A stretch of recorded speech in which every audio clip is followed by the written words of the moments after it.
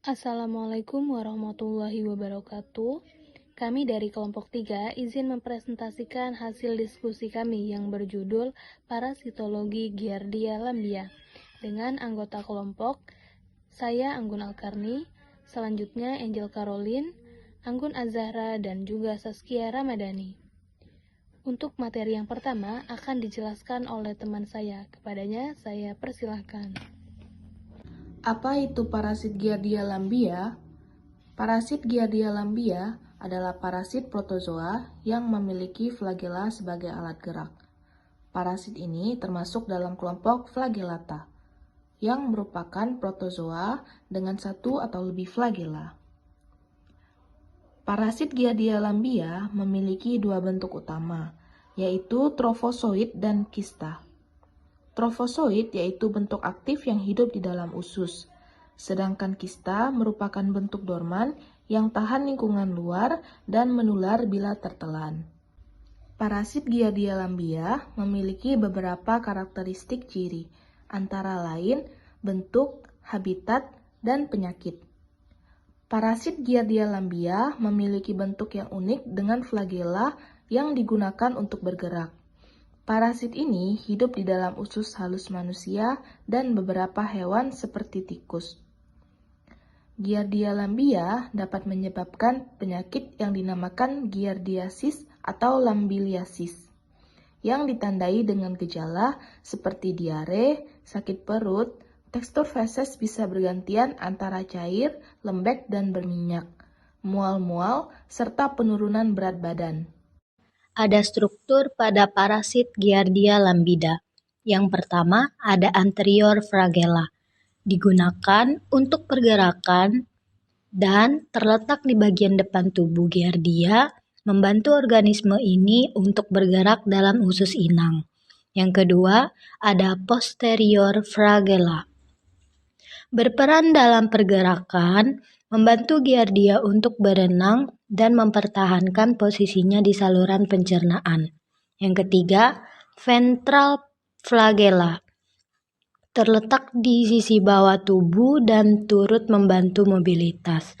Yang keempat, caudal flagella, memberikan dorongan tambahan dalam gerakan dan membantu arah pergerakan.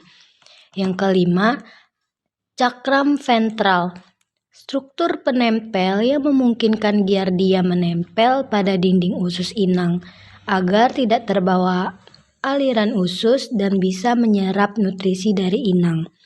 Yang kelima, nukleus atau inti sel, mengandung materi genetik atau DNA. Giardia biasanya memiliki inti yang berfungsi dalam pengendalian aktivitas sel dan reproduksi. Yang keenam, badan median, berperan dalam pembentukan struktur sitoskeletal seperti cakram ventral dan berperan dalam proses pembelahan sel. Mekanisme hidup dari parasit Giardia lamblia. Mekanisme dari parasit ini terdiri dari dua tahap. Yang pertama, tahap masuk ke dalam tubuh dan tahap terurai di dalam tubuh manusia. Tahap pertama, ia bisa masuk dari orang yang mengonsumsi air yang sudah terkontaminasi atau orang yang sudah terkena tinja, di mana kista parasit ini masuk ke dalam tubuh dan setelah sampai di usus halus ia menjadi pecah menjadi trofozoid, yang dimana trofozoid inilah yang menjadi parasit Giardia lamblia yang sudah aktif atau bergerak dan mempunyai flagela di dalam usus. Pada pengembangannya dalam tubuh manusia, kista parasit yang berukuran bulat dan kecil ini menjadi pecah dan terurai menjadi trofozoid yang mempunyai flagela atau rambut-rambut halus untuk mengalami pergerakan dalam tubuh manusia. Selanjutnya yaitu obat-obatan yang umum digunakan untuk mengobati infeksi Giardia. Yang pertama ada obat metronidazol.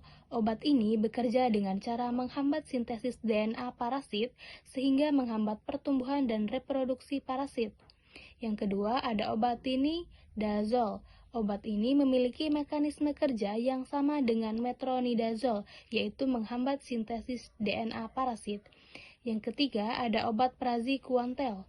Obat ini digunakan untuk mengikuti infeksi Giardia lamblia dengan cara meningkatkan permeabilitas membran sel parasit, sehingga menyebabkan kematian parasit. Demikianlah presentasi dari kelompok kami. Saya akhiri. Wabillahi taufiq wal hidayah. Wassalamualaikum warahmatullahi wabarakatuh.